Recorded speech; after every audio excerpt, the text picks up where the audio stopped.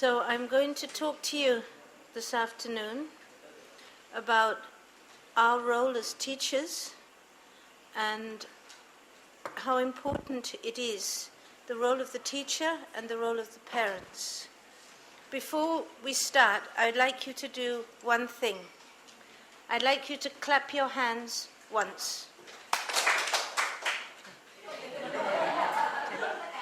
Now, clap your hands with one hand. Okay, no sound. One hand is the teacher, the other hand is the parents. We have to work together. It's very, very difficult if we don't. There's no sound, there's no impact. And as teachers, it's very difficult if everything is on our shoulders. So we need to have the balance between the teachers and the parents. If you look at this picture, I'm no mathematician. In fact, I flunked maths, but I know enough about maths to know that if you're looking at the top angle, the two bottom angles affect it equally. And this is with the child. The child is the top angle. The two bottom angles, one is the parents, the other is the teacher. Now I'm going to look at the role of the teacher first, and then we're going to look at the parents, and then a little bit the child, okay? Because it has to be well balanced. I'd like to start by reading you a very beautiful poem. Now, I realize that because of the language, some of it may be difficult to understand, but somebody will help you with it afterwards, okay? But I would like to share this poem with you, and then we'll discuss it. Why am I showing you this poem? Okay? The poem is called The Old Violin. And it's by a woman called Myra Brooks Welsh.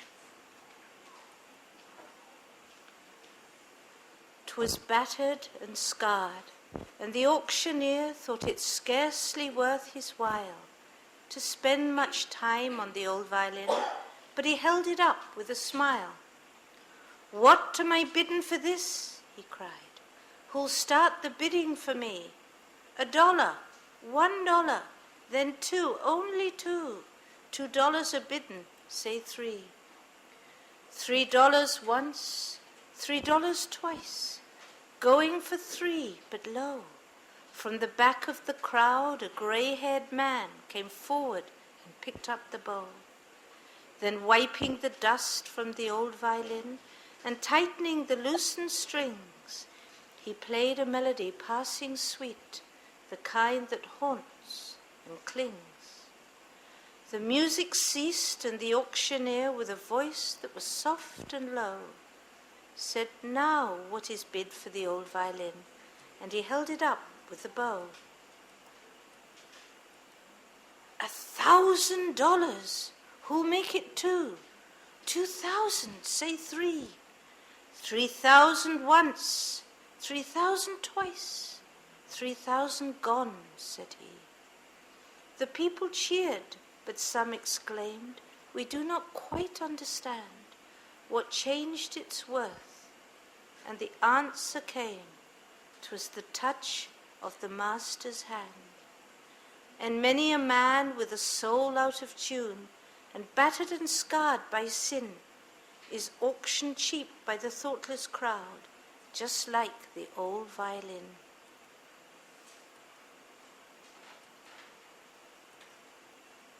But the master comes, and the foolish crowd never can quite understand the worth of a soul and the change that is wrought by the touch of the master's hand. O Master, I am the tuneless one. Lay thy hand on me. Transform me now, put a song in my heart, of melody, Lord, to thee. Now, this is a very beautiful poem, and I think all of you will have understood enough that it is about an old violin that has no worth. Nobody wants to buy it. And then a great musician comes, a master comes, picks up the violin and plays a beautiful melody, beautiful music. And when people ask why, what is the difference? Why now the violin has a great worth? It's very expensive. The answer is, it is the touch of the master's hand. Now, let me ask you, as teachers, what is the significance of this poem and teaching? Please, if anybody speaks, please use your mic.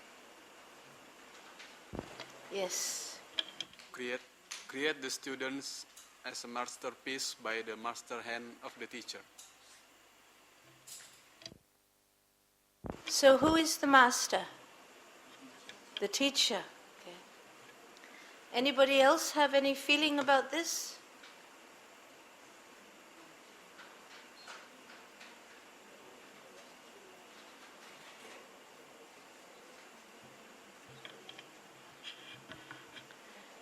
To me, it is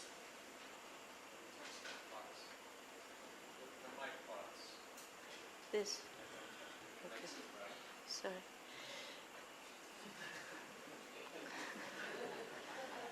To me, this has two meanings.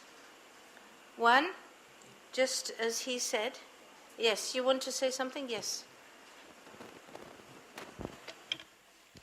Thank you. According to me, teacher is God.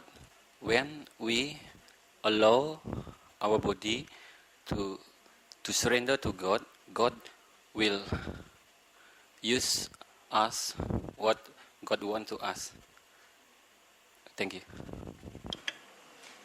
Okay.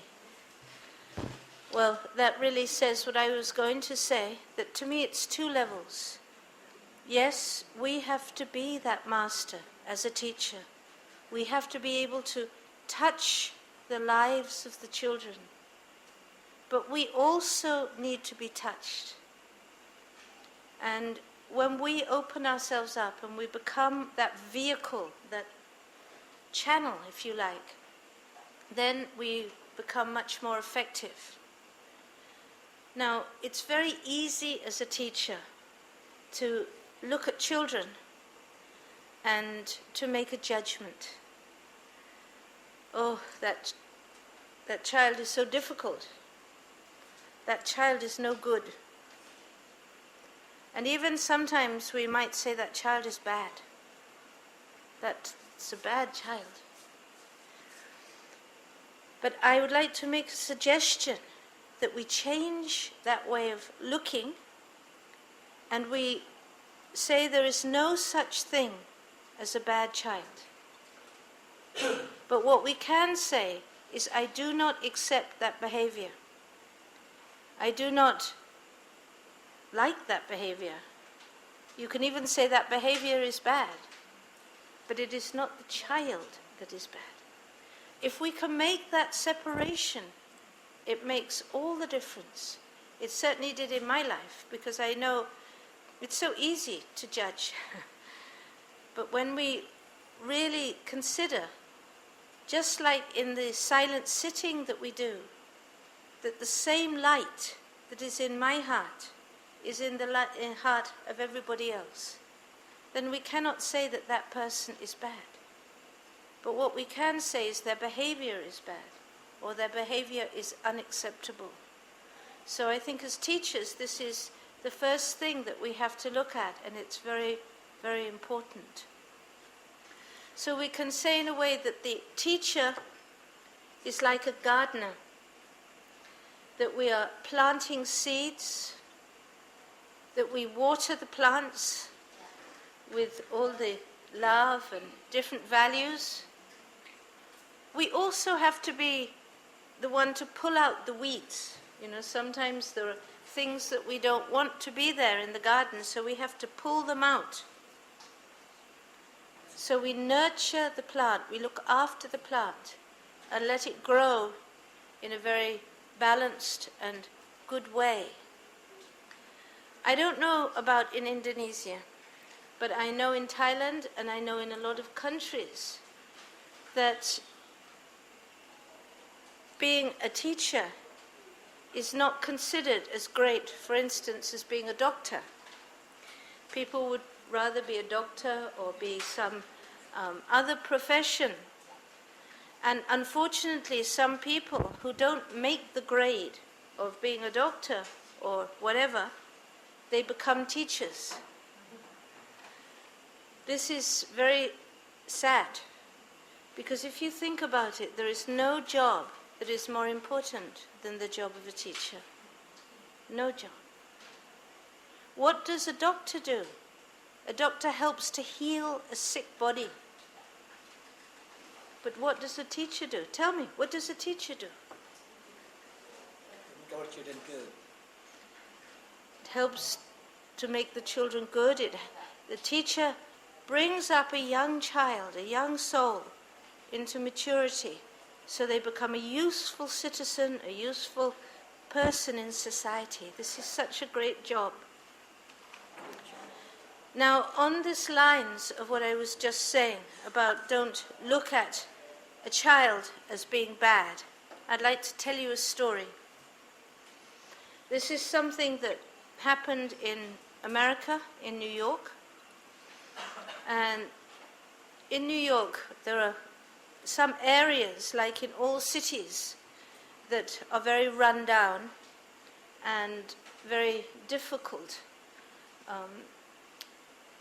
Some of these areas, there's a lot of problems with drugs, with alcohol, with parents being in prison, etc.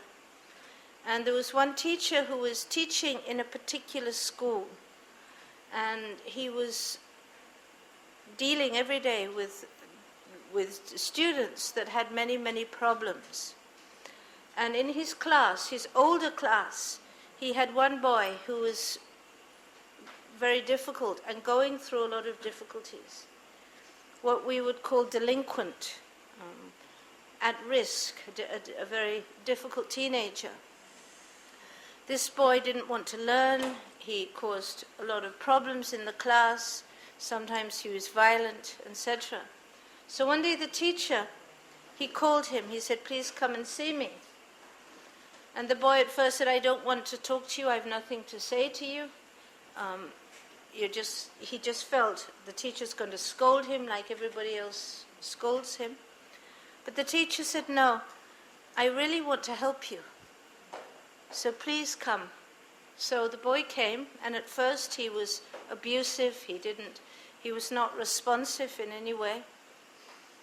But the teacher persisted, and he kept saying, I'm not trying to scold you. I'm not trying to find fault in you. I want to help you." So then the boy said, "Give me a piece of paper, a blank piece of paper like this." And so the teacher gave him, and he gave him a pen. And the boy drew this on the paper. And he said to the teacher, "What do you see?" Now, I think most of us, what do we see? A black spot. That's what we see. But this teacher, when he looked at this, he thought, this boy is showing me this for some reason. And he thought very, very carefully. And he said, "What I see is a big expanse of white. And in the center, a tiny black dot." And the boy was very touched. And he even started to cry. And he said, "You are the first person who has noticed the white. Everybody else just sees the black." And unfortunately, this is how we tend to see the world. If you think somebody is we working with somebody, or we know somebody very well, and one day that person does a mistake. We don't think of all the good things that person has done, but we jump on that mistake and we get upset or whatever. We see the black spot. And it's very easy as teachers to see the black spot in our students. But we should also try and train ourselves to see the white. Because in every child there is more white. In all of us there's more white than black. But we tend to just focus on that black. Now, thinking about teachers, we have to start thinking about ourselves. Just look at what this says. Teachers are remembered more for what they were than from what they taught. Now, many of you, some of you, not so long ago you were in school, but many of you, it's quite a long time, like myself, since we were in school. So I'd like to ask you, what do you remember from school? Can anybody tell me, what do you remember most about school? Can you use the mic, please? When I remember about the schools, I remember my teachers, my friends, the situations of my schools. Thank you. When I remember at my school, I remember about task from teacher, like homework, like to discuss in the class, something like that. Thank you.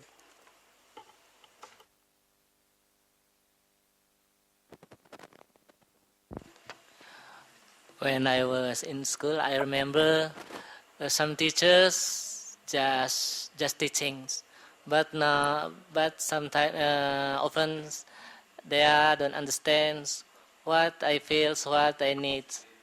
Thank you.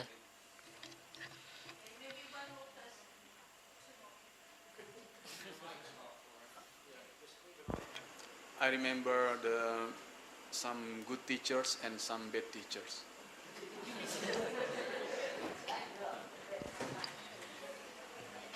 When I was in school, all of teachers say that all of subject is very important, but I don't know, but I don't remember again about what they give to me.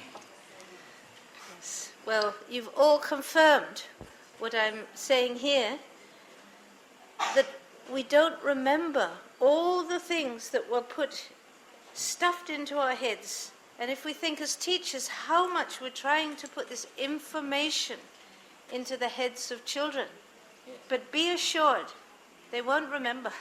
Yes. What they remember is you. Until quite recently, I still had nightmares about my headmistress. I was so tormented by her that really, that even 20 or 30 years after I left school, I still had nightmares about her. And the result was that any subject that she taught, I didn't learn anything at all.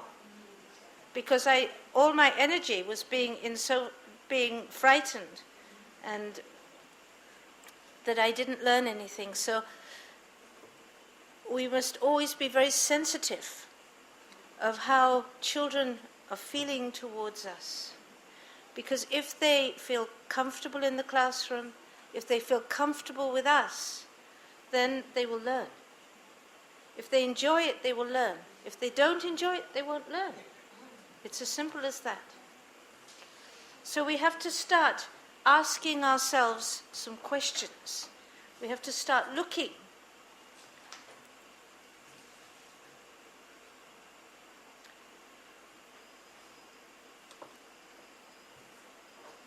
William Ward said, he talks about the great teacher.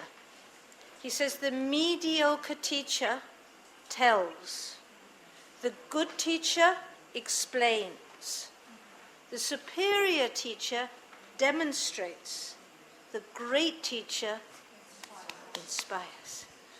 And it is those teachers that we will really remember, and what they taught we will also remember, because they touched us somewhere deep down.